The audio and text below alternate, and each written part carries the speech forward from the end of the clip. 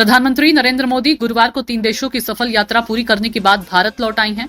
उन्होंने अपनी यात्रा का अंतिम चरण क्रोएशिया में पूरा किया, जो किसी भी भारतीय प्रधानमंत्री की पहली आधिकारिक क्रोएशिया यात्रा थी। इस दौरे को भारत और क्रोएशिया के बीच दोस्ती और सहयोग के एक नए अध्याय की शुरुआत माना जा रहा है।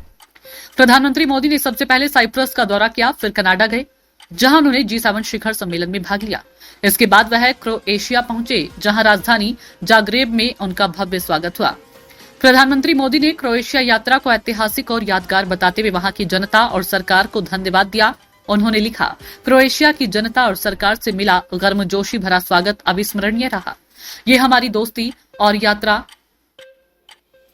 और सहयोग के साझा सफर में एक नया अध्याय जोड़ती है।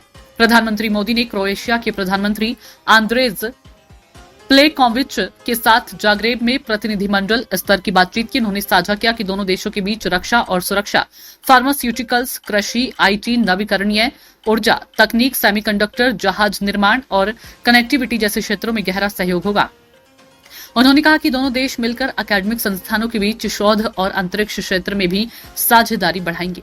प्रधानमंत्री मोदी ने यह भी कहा कि दोनों देशों के लोकतंत्र, कानून का शासन, विविधता और गुणवत्ता जैसे साझा मूल्यों से जुड़े होने के कारण भारत क्रोएशिया के रिश्ते मजबूत हैं। उन्होंने इस बात पर भी खुशी जताई है कि उन्हें और प्रधानमंत्री प्लेकोविच को अपने देश में लगातार तीसरी बार जनादेश मिला है, जो दोनों देशों की स्थिरता और लोकतांत्रिक मजबूती को दर्शाता है।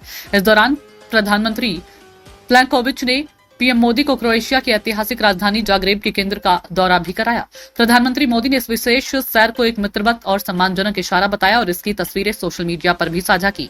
प्रधानमंत्री मोदी ने क्रोएशिया में अपनी यात्रा के दौरान साझा प्रेस वक्तव्य में कहा कि भारत और क्रोएशिया मिलकर दीर्घकालीन डिफेंस और कोऑपरेशन प्लान भी तैयार करेंगे। साथ ही उन्होंने कहा कि यात्रा भारत और क्रोएशिया के संबंधों में काफी अहम साबित होगी।